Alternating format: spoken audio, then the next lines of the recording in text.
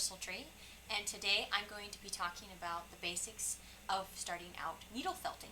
Now, in case you're not familiar with needle felting, it's where you take wool and you take a needle and you poke it a lot and it makes a character. And at the end of this video, I'm actually going to show you some of the things I've actually made out of the wool. So to start with, when you're first starting, there's some certain tools that I'd like to suggest, and then there's some tools that you might want to consider for later on. So when I first started out, what I purchased, and I actually took a class on it, and I suggest if you want, you can take a class, or you can watch some videos on YouTube, you can do that.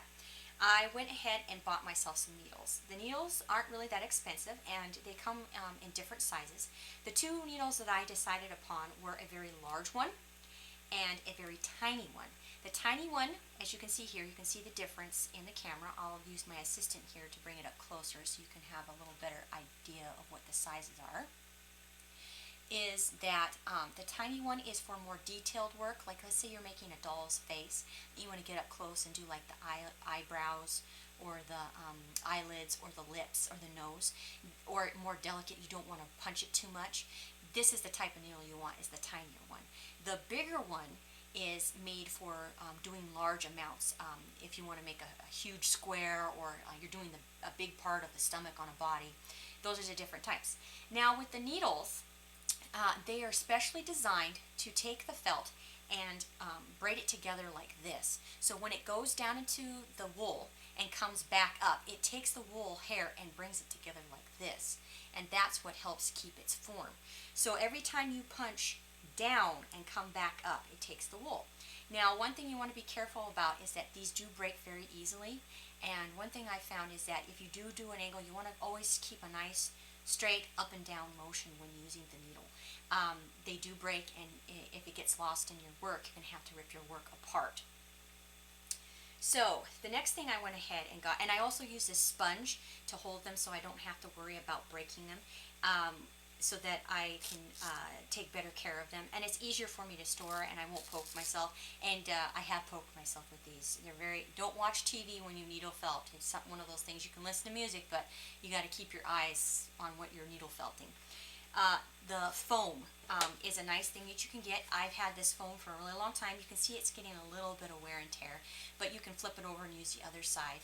And I really like it. It's when you take your wool and you can stick it on there, and you take a needle and it goes through, and that way you don't have to worry about breaking your needle when using it. And you can just pull it up, and you want to move it around when you're using the foam. Another one I suggest getting is this tool. I'm not sure, it's made by Clover. It's nice to have because when you're holding down your project, like I'm holding it and I start to use my needle, I want to make sure that I'm not going to get my hand too close. So in a way, it allows me to get closer when I'm needle felting. So this is a nice tool to have. And then if you want something a little, now that's really all you need to start out when needle felting. But if you want to get a little bit more into it, like I did, and you want to do shapes, I bought this one that's also made by Clover, and it's more of a brush material, and it's you can take and you can buy these by themselves. They come like this, and they come with a little instruction book on how to actually use them. Let me make sure I get it right, just like that, so that you can read the instructions there on how to actually use it. It's actually like a cookie cutter. This one's a cookie cutter as well. And what you do is you just sit it down on the form, and like this one makes a butterfly. So I would sit it down, and I would take my wool and shove it into the different places in here, and then take my needle and poke at it.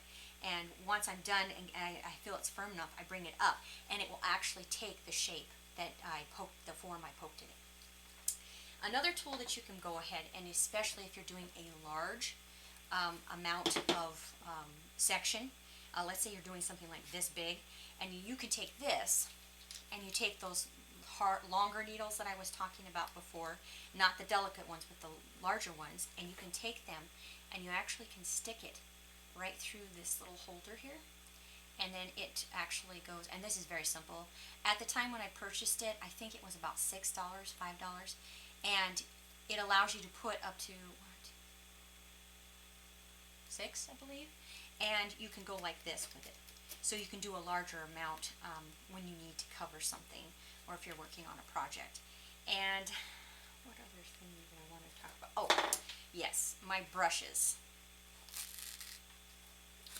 If you want to blend your wool, let's say you want to take two different colors and mix them together, um, you would take, and you can take the wool and stick it on the brush, and they're also combs, and you can bring them together and go like this, and it will help you to mix the colors. So I bought this so when I want to take different colors and put them together, I could do that.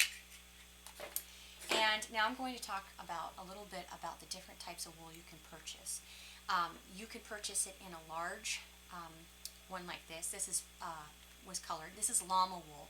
I have not really worked with any type of wool other than llama wool. It's just that this is the particular person I go to. But there are different types of wool that you can purchase and go with.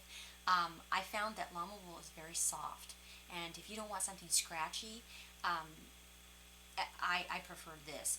Now, I don't know that much about wool, and I wanted to just show you there's a different type.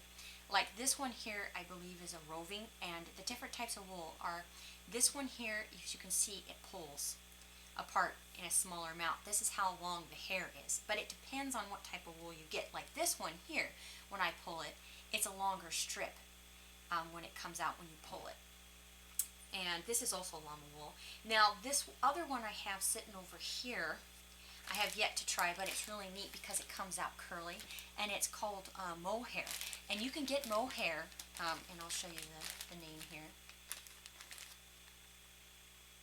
You can get it in different colors, and you can get them in rainbow, blue, orange, any color. So like if you're making a doll and you want to make it with really pretty curly hair, this is the stuff that I would suggest to go with. And later on I'm going to actually show you how to dye some of the wool so that you can make your own colors at home.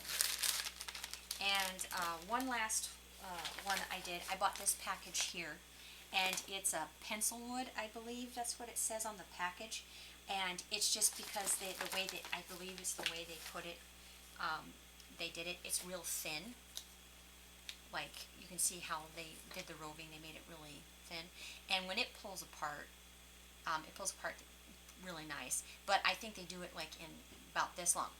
Certain ones will pull apart with longer length, and then some will pull about smaller. Now, I have what you call batting, which is a little bit bigger, and you can buy it in bulk. I only paid $8 for, I believe, a half a pound. And I love the batting. This is what you would kind of put in the center, and then you would put, like, wrap the color over the top. I like this stuff, and I actually change the color and dye it myself so that I can go ahead and make colorful characters from it. And I'm actually going to show you some of the characters that I made right now. Just don't want that to fall off the table. So here is a little baby dragon that I made. Well, it fell. Using different types of wools that I've had. And as you can see, that something that turned out like this, something that was like this turns into something like this. This took me several days to make. It wasn't just sit down and do it one time. And that's one good thing about needle felting, is that you can work on a project, leave it, and come back to it.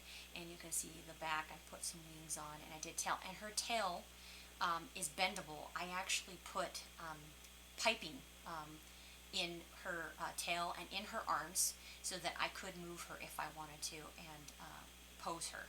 And I would suggest with something this large, you want to use a bigger piping than this. I used a smaller one, and you can buy them about the thickness of her arm. And then another character that I made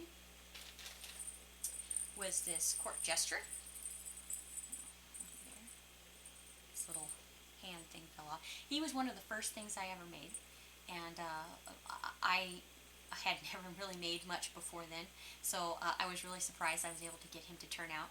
And his legs also have piping in them, so I can bend them, as you can see right there.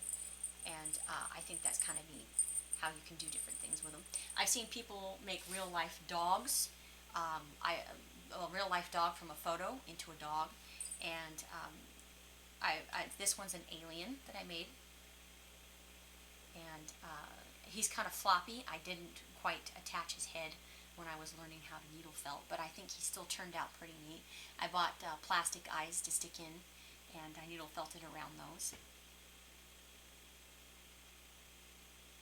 And you can get really fun with the yarn. As you can see here, I crocheted this.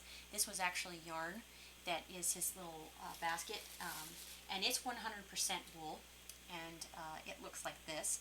And you can actually take different types of yarn that have wool in them, and you can actually incorporate them in or put them on a coat or a jacket that has wool in it.